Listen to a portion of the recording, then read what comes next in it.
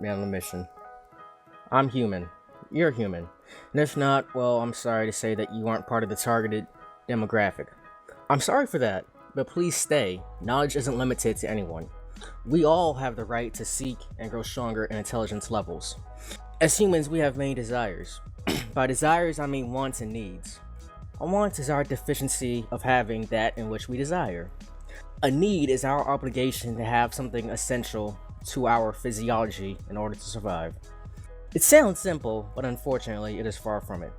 Animals in the wild live through the survival of the fittest trope. I apologize for leaving trope in the script, even though it has most definitely been theorized and proven to be factual. Writer's block is a truly hindering thing, my friends. Animals can easily prioritize achieving the thing they need to survive, or else they die. This ties into Darwinism, and it may seem like humans have evolved the furthest. We still have our green kryptonite, and survival is our green rock.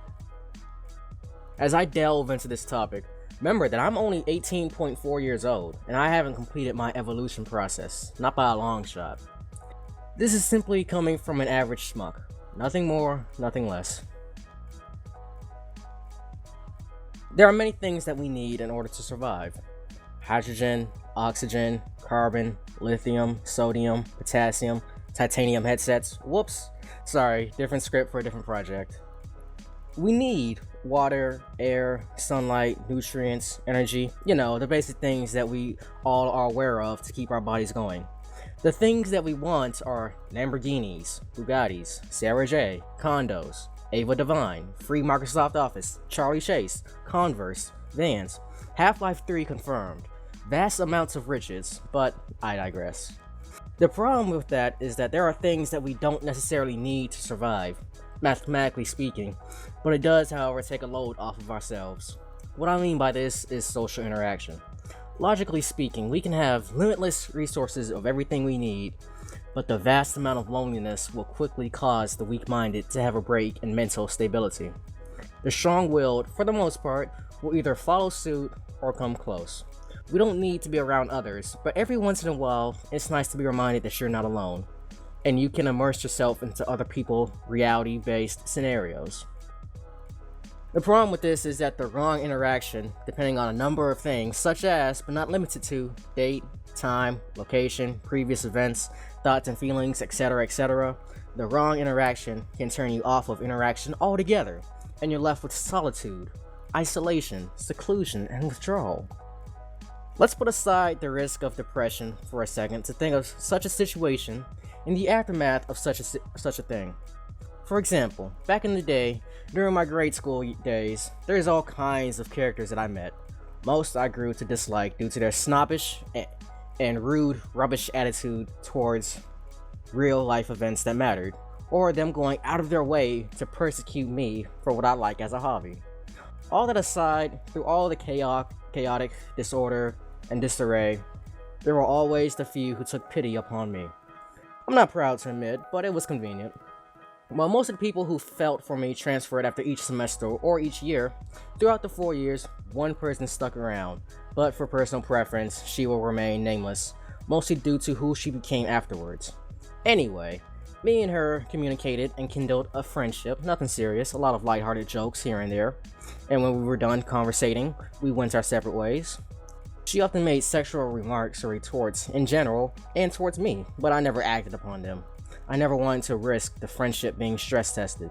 However, as the lewd comments grew, I began to have suspicions that they were all intentional due to her wanting a shot at my nads and grabs.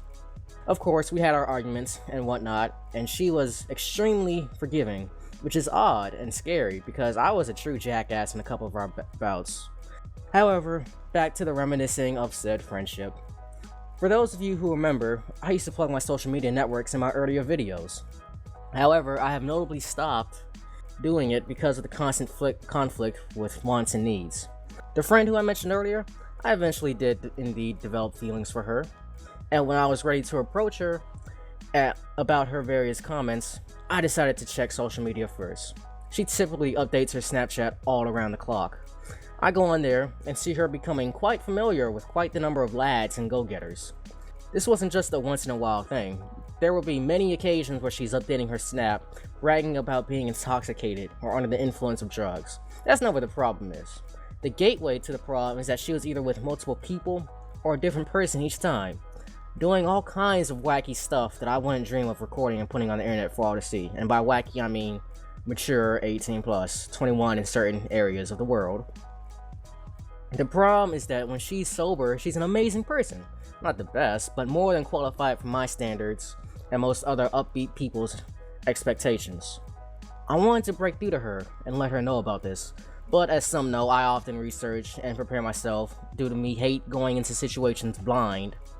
I have since learned that many others have tried to help her realize what she's doing, but unfortunately she has the same foolish mindset that this generation of young adults and teens have, of turned up, I'm on one, I do what I want, no one can judge me.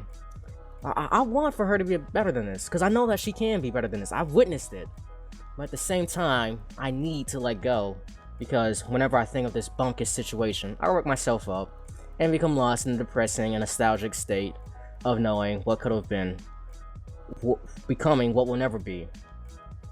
Surviving is about getting what you need.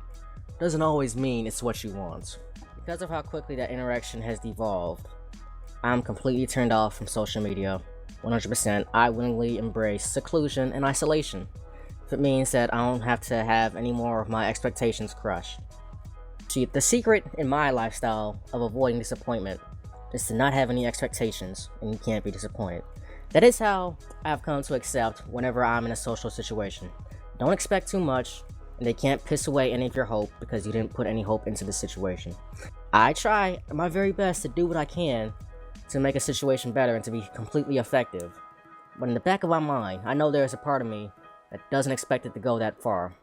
And yet I still try, because even though it may sound futile, I never give up and I will always try. So even though there are people out there who want to not be the best of their potential, I need to try. I have to try. Do you understand that? I cannot give up. It's just not in my system. When I know for a fact that I can make a difference in someone's life, or just through giving laughs in my YouTube vids or whatever, I'm going to try. Will not give up. That is not who I am. I'm going to try and try as I might, and if I fail, well, you bet your ass I'm going to get right back up and try it again. I cannot give up. And that is why I cannot survive in Darwinism.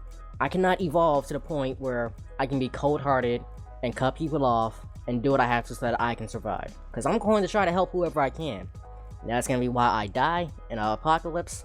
And that is why economics is going to crush my ass. I'm going to try and help people out, give a dollar here and there.